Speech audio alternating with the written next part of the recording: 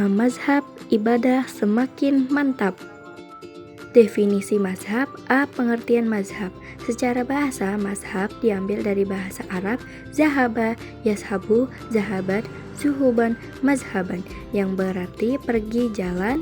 Mazhab juga berarti al-rayu, pendapat, view, pandangan, kepercayaan, ideologi, doktrin, ajaran, paham, dan aliran. Dalam kamus istilah keagamaan, mazhab adalah aliran tentang hukum fikih yang menjadi ikutan umat Islam. Pengertian mazhab menurut istilah meliputi dua hal. Satu, mazhab adalah fatwa atau pendapat seorang imam mujtahid tentang hukum suatu peristiwa yang diambil dari Al-Quran dan hadis. Kedua, mazhab adalah jalan pikiran atau metode yang ditempuh oleh seorang imam mujtahid dalam menetapkan hukum suatu peristiwa berdasarkan kepada Al-Quran dan hadis. Pentingnya bermazhab dalam fikih. Mazhab dalam bidang fikih sudah ada sejak zaman sahabat.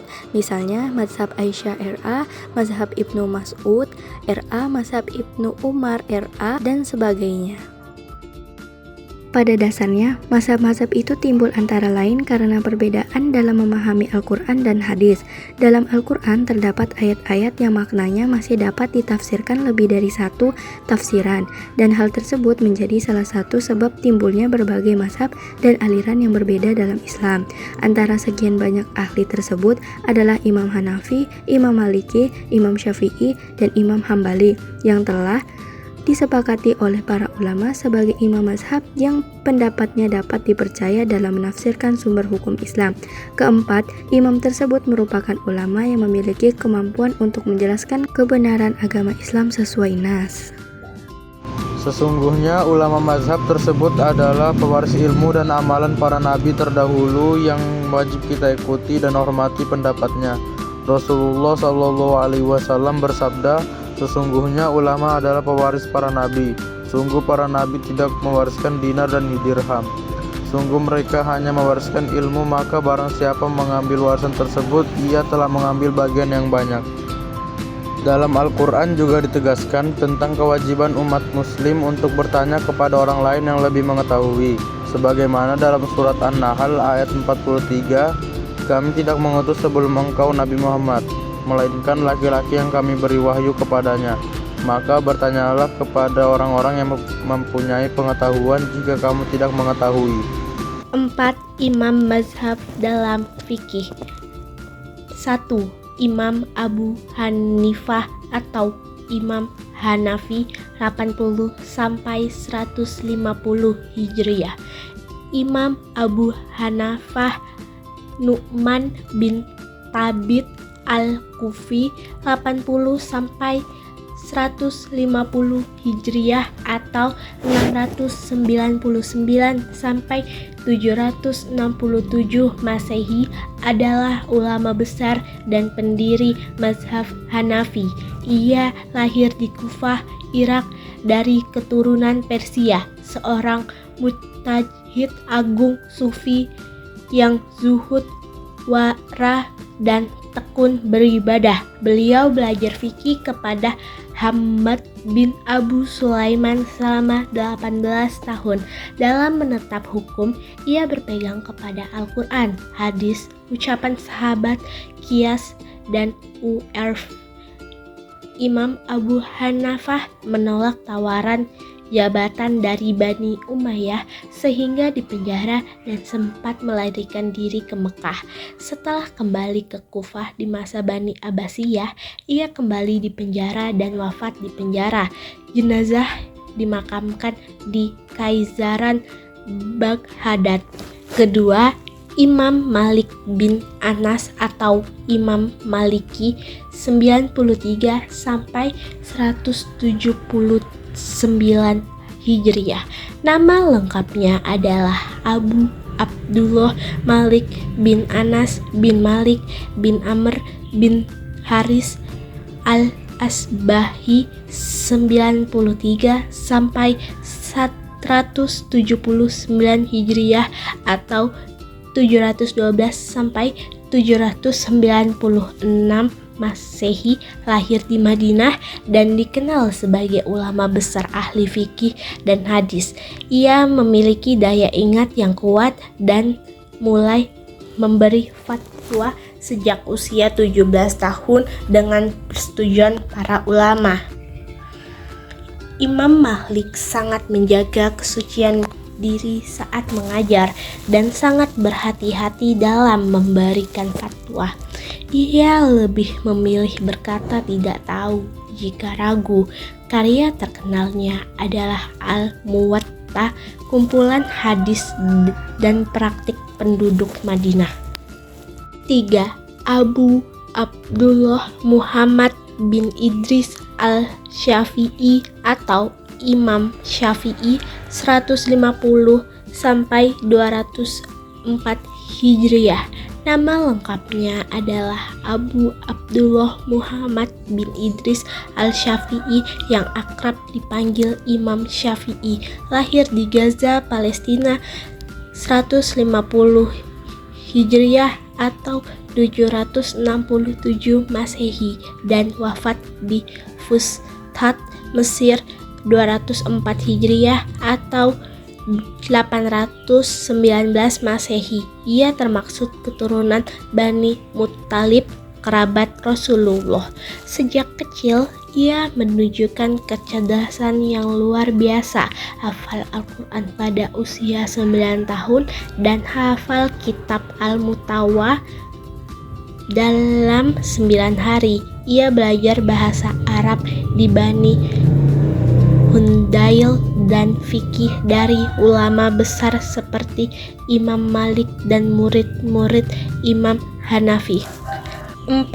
Abu Abdillah Ahmad bin Hanbal atau Imam Hanbali 164 Hijriah sampai 241 Hijriah.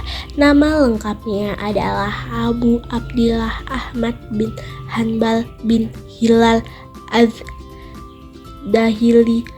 Asy-Syaibani. Beliau lahir di Baghdad pada tahun 164 Hijriah dan wafat pada tahun 241 Hijriah. Ia adalah imam keempat dari mazhab fikih utama dalam Islam, dikenal karena akhlaknya yang mulia. Beliau hafal 700.000 hadis dan menyusun kitab Al-Mushaf berisi 4.000 hadis. Ia menuntut ilmu ke berbagai daerah seperti Syria, Hijaz, Yaman, Kufah, dan Basrah. Metode pengumpulan hukumnya meliputi Naz Al-Quran dan Sunnah Sahih, fatwa sahabat, qiyas, dan Sat al-Zarai. Klasifikasi bermazhab. A. Taklid. Kata taklid berasal dari bahasa Arab qallada yakalidu taklidan, artinya meniru seseorang dan sejenisnya. Adapun pengertian taklid menurut Imam Al-Ghazali adalah menerima perkataan orang lain yang tidak ada alasannya. Hukum taklid bisa dipandang mubah, boleh bagi orang-orang awam yang belum sampai pada tingkatan sanggup mengkaji dalil hukum-hukum syariat. Pendapat ini juga dikemukakan oleh Abu Zahroh yang membolehkan taklid bagi orang awam. Namun, hukum taklid yang mubah tidak berlaku bagi muslim yang sampai pada tingkatan an-nazar atau memiliki kemampuan untuk mengkaji dalil dari hukum-hukum syariat. B. Ittiba. Kata ittiba berasal dari bahasa Arab, yakni dari kata kerja atau fi'il. Ittaba'a yatbi'u ittiba'an, yang artinya adalah mengikut atau menurut. Sedang secara istilah, ittiba adalah menerima perkataan orang lain dan engkau mengetahui alasan dari pendapat tersebut. Seorang mukmin wajib mengikuti ittiba kepada Nabi Muhammad SAW supaya setiap pembuatannya sesuai dengan tuntutan Allah Subhanahu wa taala dan Rasulnya. Allah Subhanahu wa taala berfirman dalam Quran surah Ali Imran ayat 31. Qul in kuntum tuhibbunallaha fattabi'uni yuhibbukumullahu wa yaghfir lakum dzunubakum wallahu ghafurur rahim. Artinya, Katakanlah Nabi Muhammad, jika kamu mencintai Allah, ikutilah aku, niscaya Allah akan mencintaimu dan mengampuni dosa-dosamu. Allah Maha Pengampun lagi Maha Penyayang. Quran Surah Ali Imran ayat 31. C. Ijtihad. Menurut bahasa, ijtihad artinya bersungguh-sungguh dalam mencurahkan pikiran. Sedangkan menurut istilah, ijtihad adalah mencurahkan segenap tenaga dan pikiran secara bersungguh-sungguh untuk menetapkan suatu hukum yang tidak secara jelas disebutkan dalam Al-Quran dan Sunnah. Dalam ajaran Islam, ijtihad dipandang sebagai sumber hukum Islam yang ketiga setelah Al-Quran dan hadis, yang lupa memegang fungsi penting dalam penetapan hukum Islam. Ijtihad tidak bisa dilakukan oleh setiap orang, tetapi hanya orang yang memenuhi syarat tertentu yang boleh berijtihad. Orang yang melakukan ijtihad disebut mujtahid. Meneladani perilaku imam mazhab. A. Kesungguhannya dalam menuntut ilmu. Sosok 4 imam mazhab adalah figur yang pantas dijadikan teladan dalam menuntut ilmu, hingga mereka bisa mencapai derajat mujtahid dan juga menjadi ahli fikih dan ilmu kalam yang luar biasa. Imam Hanafi pernah berguru kepada lebih dari 93 orang tabi'in dan jumlah guru yang menjadi tempatnya belajar mencapai 300 orang. Kegiatan bisnisnya berhenti karena kesibukannya menuntut ilmu, mengajar dan berfatwa. Beliau pernah mengalami proses uzlah yang oleh Al-Hujwiri. Imam Abu Hanifah disebut sebagai salah seorang waliullah. Terkait kesungguhan menuntut ilmu, Imam Malik pernah berpesan kepada para penuntut ilmu bahwa seseorang tidak akan dapat memperoleh ilmu hingga bersiap untuk dihantam oleh kefakiran dan mau memprioritaskan pencarian ilmu dari yang lainnya. Artinya, jika telah bersikap diri untuk menjadi pecinta ilmu, maka harus bersiap diri menjadi faqih dari harta. Para generasi muslim yang soleh, 4 imam mazhab merupakan figur yang bukan hanya dijadikan sebagai rujukan mazhab fikih bagi kaum muslimin sedunia, namun mereka juga pantas dijadikan sebagai teladan dalam kehidupan sehari-hari. Berikut adalah sebagian perilaku para imam mazhab yang bisa kita contoh. Imam Syafi'i juga demikian. Beliau berguru kepada Imam Malik saat berusia 13 tahun dan mampu menghafal kitab Al-Muwatta dengan baik, yang membuat Imam Malik sangat mengagumi kemampuan Imam Syafi'i. Terkait kesungguhan mencari ilmu, Imam Syafi'i pernah berpesan, "Tidakkah aku berdiskusi dengan seseorang, melainkan aku sangat ingin yang bersangkutan bisa menunjukkan kesalahanku." Begitu pula dengan Imam Ahmad bin Hanbal yang merupakan sosok pecinta ilmu hadis. Beliau melakukan perjalanan panjang untuk menemui para syaikh hadis agar menerima periwayatan hadis. Mempelajari hadis sejak berusia 15 tahun dari 20 syaikh hadis.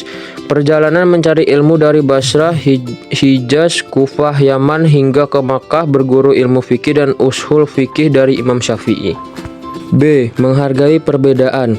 Perbedaan pendapat biasa terjadi sejak dahulu hingga sekarang. Begitu juga dengan keempat imam mazhab, terkadang mereka memiliki perbedaan pendapat antara yang satu dengan yang lainnya, namun mereka tetap saling menghargai. Contoh, Imam Syafi'i tidak pernah mengaku sebagai saling benar. Ia menghargai pendapat ulama lain yang berbeda dengannya. Ia berkata, "Ini pendapatku benar menurutku, tetapi memiliki kemungkinan keliru, dan pendapat ulama lain salah menurutku, tetapi memiliki kemungkinan benar." C. Perilaku tawaddu. Para imam mazhab telah diyakini memiliki ilmu yang sangat memadai, sehingga mampu memberikan fatwa-fatwa yang dibutuhkan umatnya. Namun demikian, hal tersebut tidak menjadikan mereka merasa paling hebat dari orang lain. Mereka tetap berperilaku rendah hati kepada orang lain. Sebagai contoh, Imam Syafi'i yang ahli dalam bidang ilmu fikih, usul fikih, dan juga ilmu hadis, bahkan mendapat julukan pembela sunnah, namun beliau tetap tawaddu dalam kesehariannya, seperti tercermin dalam salah satu bait syair beliau yang berartinya, "Aku mencintai orang soleh walaupun aku bukan seperti mereka, tapi aku benci orang-orang ahli maksiat meskipun sesungguhnya aku pun sama kelakuannya." D. Ketekunan dalam beribadah. Para imam mazhab dikenal tekun dalam beribadah. Mereka menyibukkan diri beribadah kepada Allah Subhanahu wa Ta'ala seperti yang ditunjukkan oleh Imam Hanafi. Beliau senantiasa menghabiskan waktu malamnya untuk beribadah. Demikian pula Imam Hambali yang hampir setiap hari berpuasa dan di waktu malam sedikit tidur, lebih banyak sholat malam dan witir hingga subuh tiba. Imam mazhab yang lain pun juga demikian, selalu menyedikitkan tidur malam dan mengisi beribadah kepada Allah Subhanahu wa Ta'ala. Keikhlasan. Di antara sifat yang perlu kita jadikan teladan dari para imam mazhab adalah keikhlasan dalam mencari ilmu. Mereka mencari ilmu bukan karena ingin mencari kemegahan. Begitu pula setelah memperoleh kesuksesan dalam mencari ilmu, mereka tetap ikhlas, tidak tergoda oleh jabatan duniawi.